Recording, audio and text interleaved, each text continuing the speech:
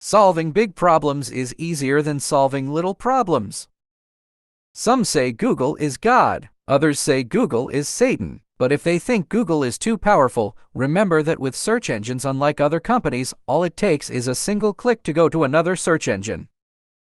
Having been trained as a computer scientist in the 90s, everybody knew that AI didn't work. People tried it. They tried neural nets, and none of it worked. Obviously, everyone wants to be successful, but I want to be looked back on as being very innovative, very trusted and ethical, and ultimately making a big difference in the world.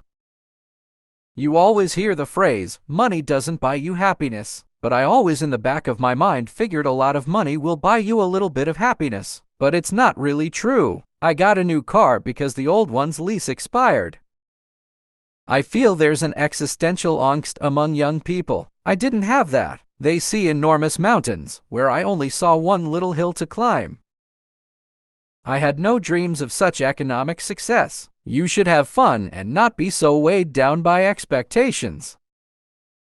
We want Google to be the third half of your brain. I would like to see anyone be able to achieve their dreams, and that's what this organization does. Once you go from 10 people to 100, you already don't know who everyone is. So at that stage, you might as well keep growing to get the advantages of scale. When I was growing up, I always knew I'd be in the top of my class in math, and that gave me a lot of self-confidence. Google actually relies on our users to help with our marketing. We have a very high percentage of our users who often tell others about our search engine. We have tried to define precisely what it means to be a force for good, always do the right ethical thing. Ultimately, don't be evil seems the easiest way to summarize it. The revolution in deep nets has been very profound. It definitely surprised me, even though I was sitting right there. It was the summer of 1998. At that point, we were just scrounging around to find resources. We had stolen these computers from all over the department, sort of. Today, if you want to access a typical out-of-print book, you have only one choice: fly to one of a handful of leading libraries in the country and hope to find it in the stacks.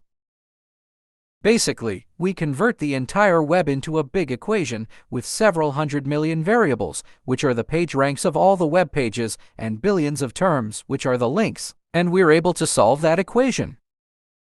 We've seen a massive attack on the freedom of the web. Governments are realizing the power of this medium to organize people, and they're trying to clamp down across the world, not just in places like China and North Korea. We're seeing bills in the United States, in Italy, all across the world.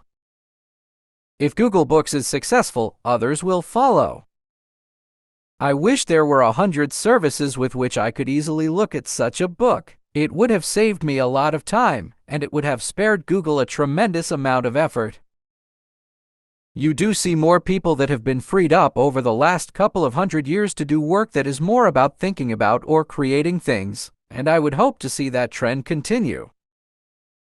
I was interested in data mining, which means analyzing large amounts of data, discovering patterns and trends. At the same time, Larry started downloading the web, which turns out to be the most interesting data you can possibly mine. But the vast majority of books ever written are not accessible to anyone except the most tenacious researchers at premier academic libraries. Books written after 1923 quickly disappear into a literary black hole. The kind of environment that we developed Google in, the reason that we were able to develop a search engine, is the web was so open. Once you get too many rules, that will stifle innovation. We just want to have great people working for us. Thanks for watching. Like and subscribe.